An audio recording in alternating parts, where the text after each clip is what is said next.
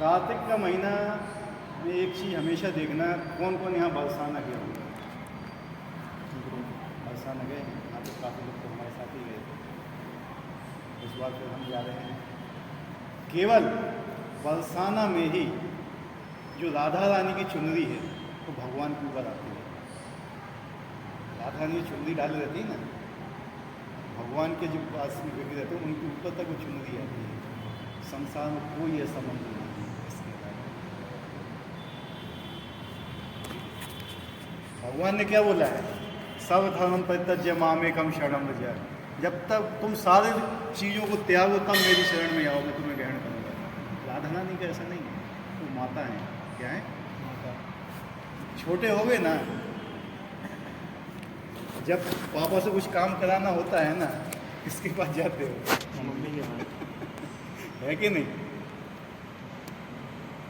माता ज़्यादा दयालु है। और पिता गुस्सा हो गए ना तो मनाती कौन है? मम्मी ही मनाती है। तो भगवान कहते हैं ये देखो कितना पापी है, ये है वो है, फलाना है ठिकाना है, मैं इसको नहीं ग्रहण करूँगा। फिर राधा नहीं कहती नहीं, आप इसको ग्रहण कीजिए। और फिर वो मान करते हैं और फिर भगवान एक्सेप्ट करते हैं। तो ये महीना किसका है? राधा रानी। अगर भक्ति में आगे बढ़ना चाहते हैं तो इस महीने को कभी छोड़ना है। सारे काम छूट जाए चाहे, समझ रहे?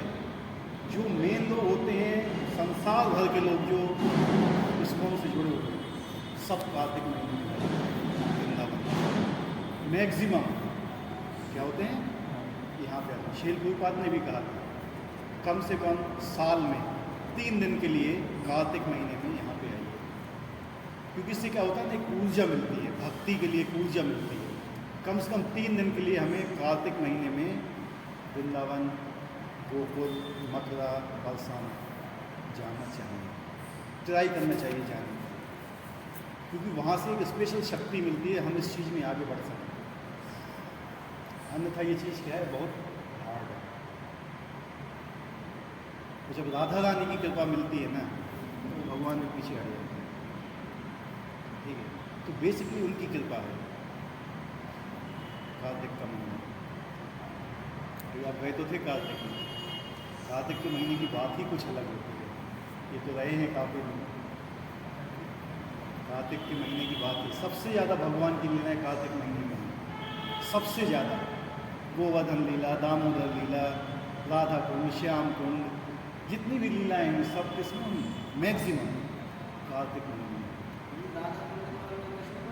श्याम कुंड दोनों मिक्स मिले हुए।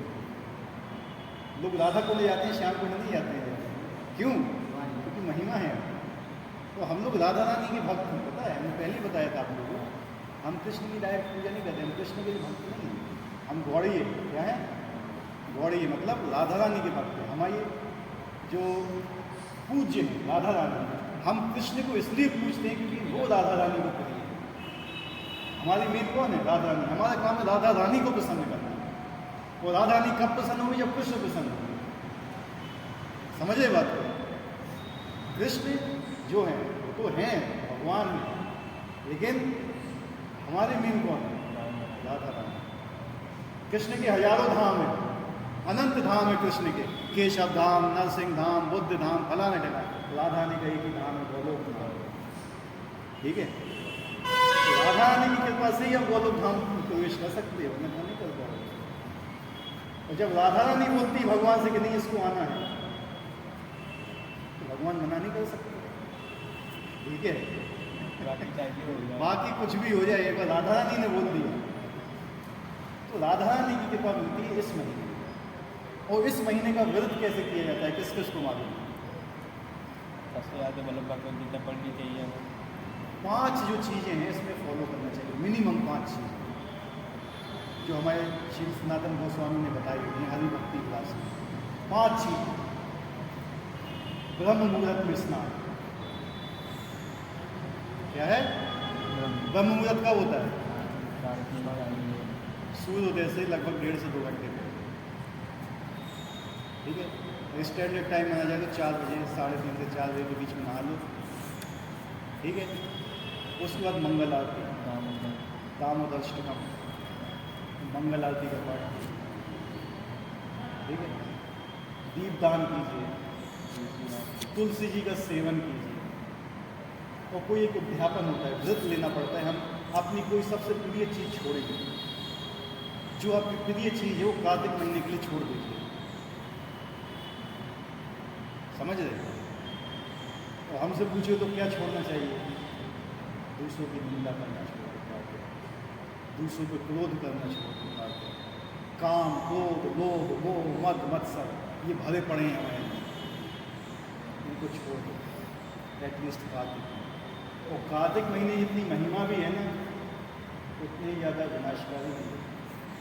अगर एक माला जाप करने का पुण्य आपको 1000 गुना मिलता है, तो एक अपराध करने का पाप भी 3 गुना होता है। समझे बात? इसलिए उससे भी बचना है। आप माला जाप तो कर रहे हो, फिर दूसरों की निंदा कर रहे हो, दूसरों को क्रोध कर रहे हो, ये सब चीज़ें कर रहे हो, ये सब अच्छा नहीं है। मांसाहार कर रहे हो, ये कम से कम 1 महीने के लिए ट्राई करो कि हम लहसुन प्याज छोड़ दें, या मांसाहार तो कोई शर्त तक नहीं होगा। कम से कम 1 महीना, ये कार्तिक का महीना, इतना ही छोड़ दो। बहुत ज़्यादा कुछ हम रिक्वेस्ट भी नहीं करेंगे किसी को, क्योंकि आप अभी उस स्टैंडर्ड पे नहीं। आप 1 महीना भी छोड़ सकते हो। दीपदान क्या होता है? एक दीप लीजिए, दामोदर जी की जो विग्रह होता है, या कोई भी विष्णु का विग्रह होता है, उनके चरणों में 4 बार घुमाइए, और जो कमल है उसमें 2 बार घुमाइए, और जो मुखार बिंदु उसमें 3 बार, और फिर पूरे में 7 बार घुमाइए, और जाके तुलसी जी के सामने अर्पित कर दीजिए। इतना सा करना पड़ता है।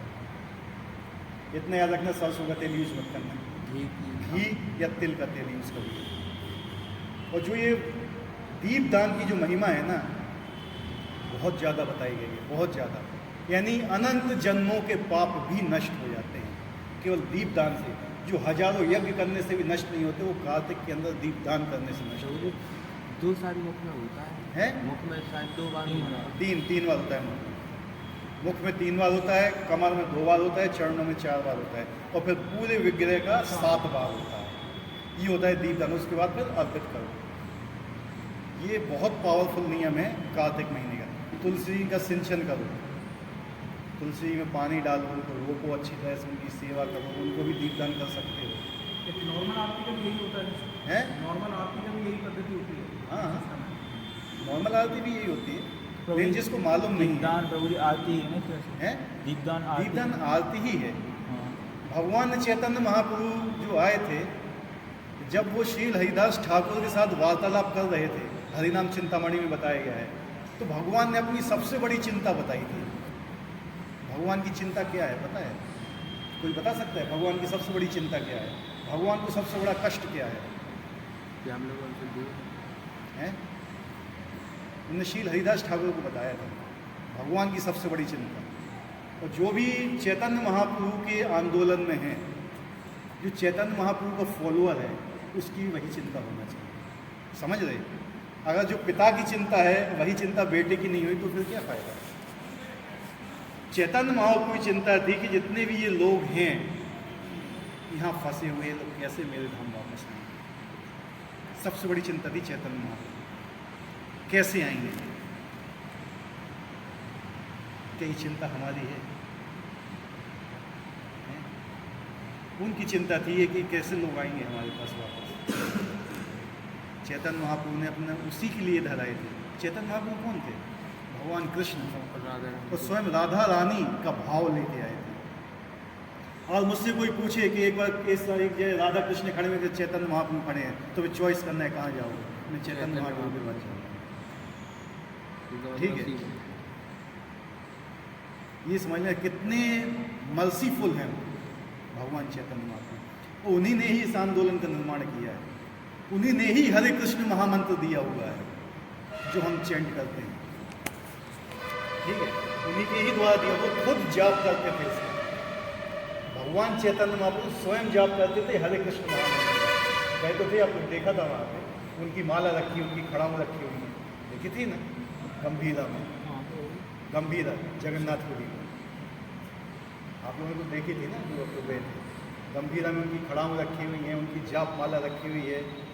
ठीक है, वहाँ पे रह के जाप करते थे भगवान के नाम का। तो वही हमारे अंदर भी ऐसा होना चाहिए। जो वैष्णव होता है पर दुख दुखी होता है। क्या होता है? पर दुख दुखी। दूसरों के दुख होता है ना, तो उसको दुख होता है। और दूसरों का दुख क्या है सबसे बड़ा? कि ये यहाँ पे कष्ट पा रहे हैं। वो कष्टों से कैसे बच सकते हैं? भगवान का नाम, जब वो भगवान का नाम जाप करें। तो वो उनको कौन बताएगा? हम क्योंकि उनको पता नहीं है। तभी उनके कष्ट दूर होंगे। जब आप उनको ये बताओगे कुछ नहीं, आप हरे कृष्ण ही बोलो, कुछ नहीं करो। और कोई आपसे रास्ते में मिल रहा है हरे कृष्ण, और वो हरे कृष्ण भी बोल देगा ना, तो उसकी अज्ञात स्वीकृति हो जाएगी। और इतना भी वो बोल देगा। लेकिन हम लोग क्या गुड मॉर्निंग ये सब फलाना ठिकाना बोलते रहते हैं। ठीक है।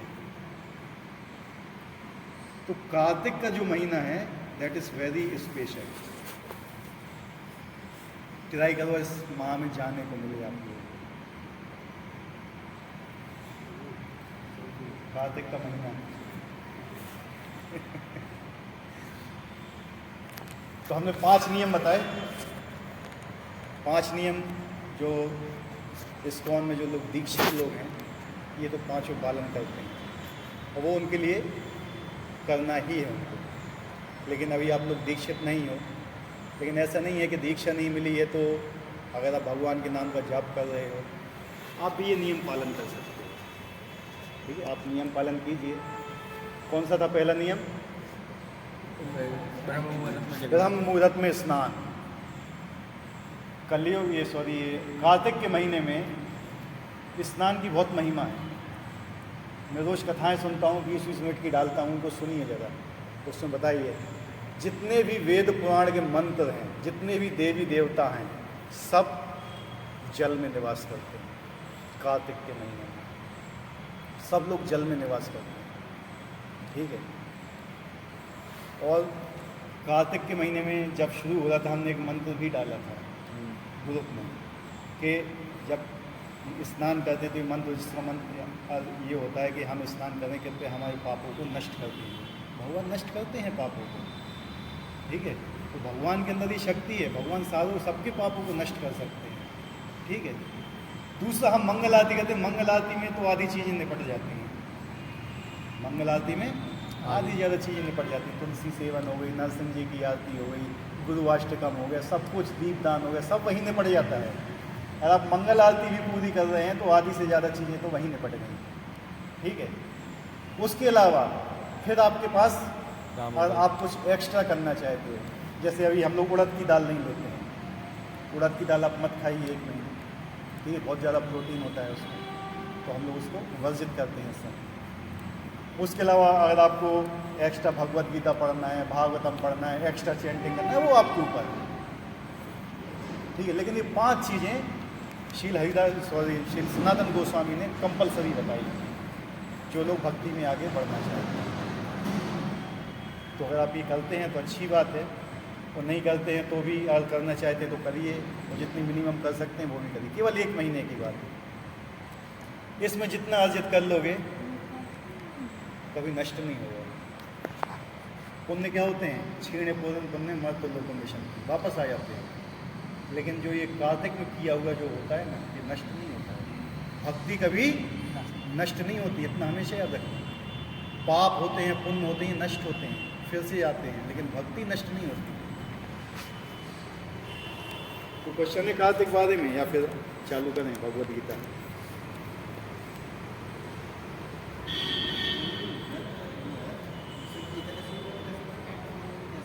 है व्रत का मतलब क्या है? एकादशी तो हम लोग रहते ही हैं। शास्त्रों में बताया गया है एकादशी और कार्तिक का व्रत कभी छोड़ना नहीं चाहिए लाइफ टाइम में।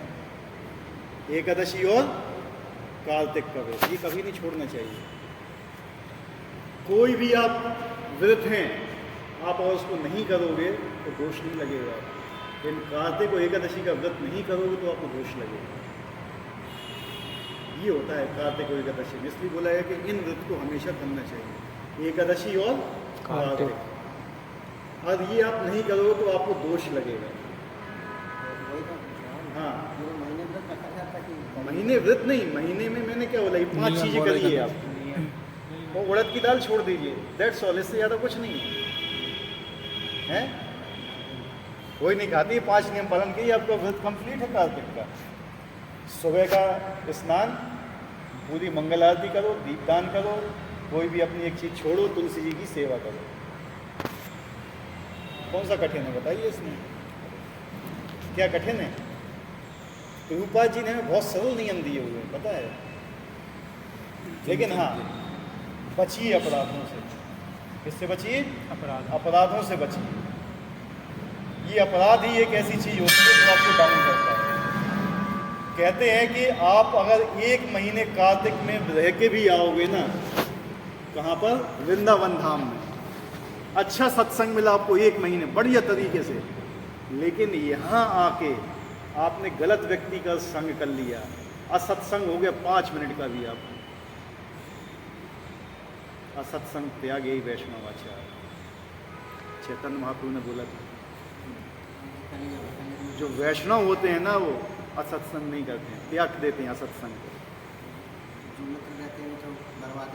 नहीं बताए ना, देखो मैं ये नहीं कहता हूँ कि मित्रता छोड़ दो। संग मतलब आप समझते नहीं हो क्या है संग मतलब क्या है। संग मतलब ये होता है कि हमें उसके विचारों को ग्रहण नहीं करना है। हम ये नहीं कहते कि आप उससे बात मत करो, उसके पास बैठो मत, ये नहीं, हमें उसका संग नहीं लेना है। मेनली क्या है, जो उसकी विचारधारा है वो हमें ग्रहण नहीं करना है।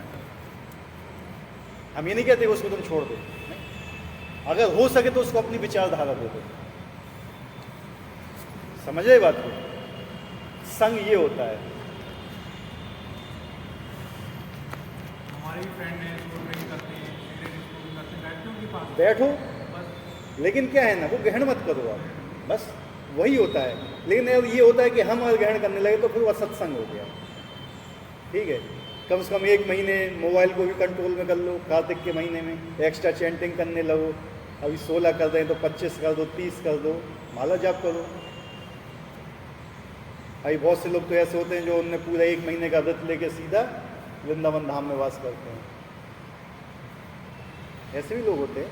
लेकिन बताया गया है कि 4 महीने का जो चातुर्मास होता है, अगर आप कार्तिक महीने की एकादशी से लेके, लास्ट वाली कार्तिक महीने की एकादशी से लेके कार्तिक महीने की पूर्णिमा तक, अगर आप 4-5 दिन भी वृंदावन में रह लिए तो पूरे 4 महीने और पूरे कार्तिक महीने का फल मिलेगा, केवल 4 दिन में, जो हम जा रहे हैं।